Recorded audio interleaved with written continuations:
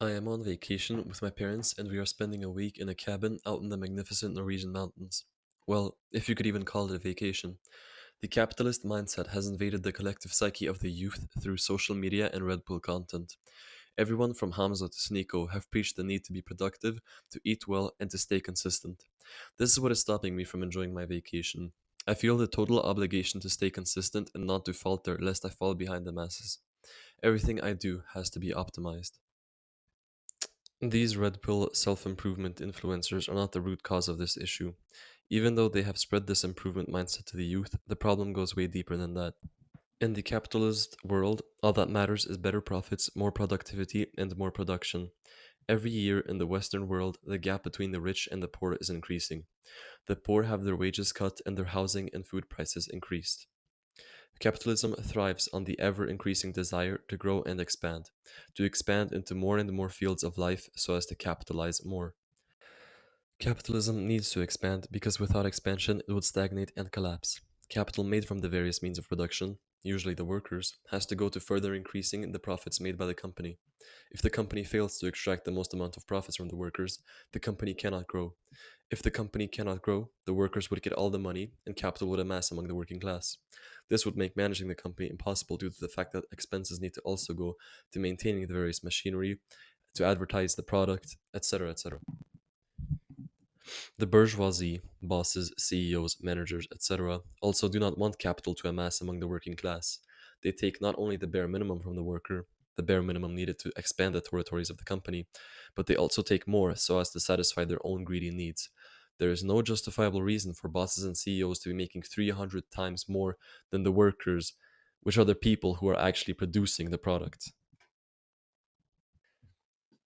The West has become the capitalist megastate in the sense that the West not only sees capitalism as the only economically viable system, but also sugarcoats its evils and allows for its expansion.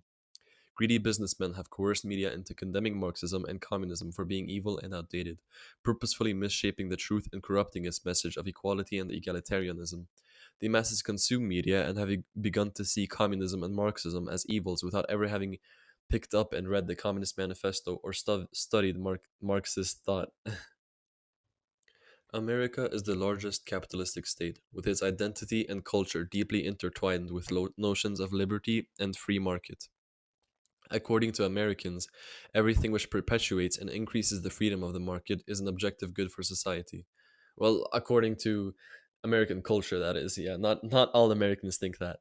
They think that an increase in freedom leads to an increase in capital. An increase in capital leads to an increase of production, and an increase in production leads to a better standard of life. This would be true if not for the truth of how businesses actually work, with the people in charge of corporations squeezing as much as they can out of the workers and taking the profits for themselves. The workers then barely have enough money to pay their bills. The desire to grow and expand is the main reason the rest of the underdeveloped world has to struggle with American neocolonialism.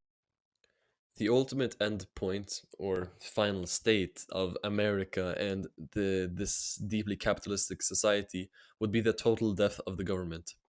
Anarcho capitalism would prevail given enough people are for capitalism, and the government would fail to maintain its grasp on the various industries and corporations. So, the reason the capitalism would ensure the death of the government is because the government regulates the various, it regulates the market basically. Yeah.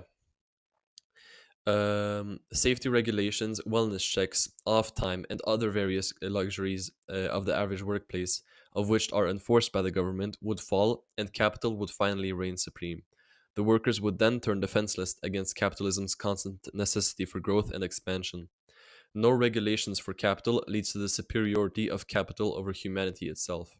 That is why we need some form of regulations and government, I guess, government stepping in order for capitalism to even work, because the system is so it's so like detrimental to the world, and it's so chaotic that it needs some form of stabilizing force, and that is the government. It can't function on its own. The free market would just crumble and collapse. Groceries are way cheaper in Sweden than they are in Norway. So about a week ago, me and my family went to Sweden to go buy groceries. We arrived at the supermarket square with the various grocery stores, and we go to search for a shop which sells alcoholic beverages. It turns out that the alcoholic beverages store was already closed. My parents became upset over the fact that the store was already closed and that it had closed at the early hour of 4 p.m. Later, when we were driving out of that square, my stepfather noted that it would be a wise thing for them to offer the companies freedom to operate such that they could implement their own working hours without needing to follow government regulations.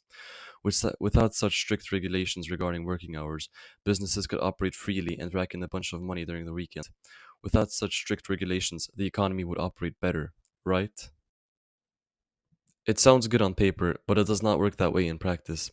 What would happen in a realistic scenario is this. Companies would start to demand slash encourage work during the weekend with higher salaries. If any singular company fails to encourage working during the weekend, they will fall behind their competitors which do encourage working during the weekend. More profits made, more money to fuel advertising campaigns, better equipment, etc. That's like that those are the things which will make it so that they will fall behind and not catch up with the other companies. It will then become a it will then become a necessity for companies and stores to be open during the weekend so as to not lose profits to their competitors. After the notion of days off have been abolished, the salary gap between the worker and the CEO will continue to increase. And this gap has actually been increasing since the 1980s. Commodities will have their prices raised to extract more value out of the worker. Landlords will raise their rent, food prices will go up, electronic prices will go up, etc. Artificial scarcity will ensure that the workers must compete with each other and never slack off. The worker will be required to take up multiple jobs in order to pay for their bare necessities, and they will not be able to afford to take a day off. This will inevitably lead to capitalism's demise. Anarcho capitalism removes any and all protection that the government offers the workers, and capital will reign supreme. Capital will be valued higher than the worker, and GDP will matter more than overall satisfaction. The system will either fall due to an uprising or due to the fact that the workers cannot afford the commodities any longer. But yeah, back to the main point. This capitalistic necessity to grow and expand has managed to expand its way into the private sectors of our life. The capitalist necessity to increase profits and maximize productivity has moved its way from economics all the way to self identification. We now begin to see value in each other based on how much capital we amass, social media, and we also begin to see value in ourselves based on how much productivity we can extract from ourselves. We have begun to commodify immaterial things such as time, attention, emotions, etc. Every aspect of what makes us human is being sapped and manipulated by the capitalistic machine. Apps exchange your time and attention for ad revenue. Social media sites such as Twitter and Instagram feed off your emotions to increase engagement. Aesthetics and lifestyles are being sold to the masses through trends such as minimalist lifestyle or cottagecore. We have become the commodities ourselves. And this is just a natural byproduct of what valuing capital over humanity does to society. Valuing capital leads to capital superiority. Everything that matters and ever will matter will be capital, so we will live our lives according to amassing the most amount of capital. Everything we do in our day to day lives will need to be justified in some way or another, and we will turn hypervigilant about our every move. Rest and relaxation will become frowned upon, for it does not serve some immediate purpose towards one's self improvement journey. Hiking, spending time with friends, socializing, going for walks, etc., will all be frowned upon and be replaced with going to the gym, personal economic projects, writing, business, yoga, etc.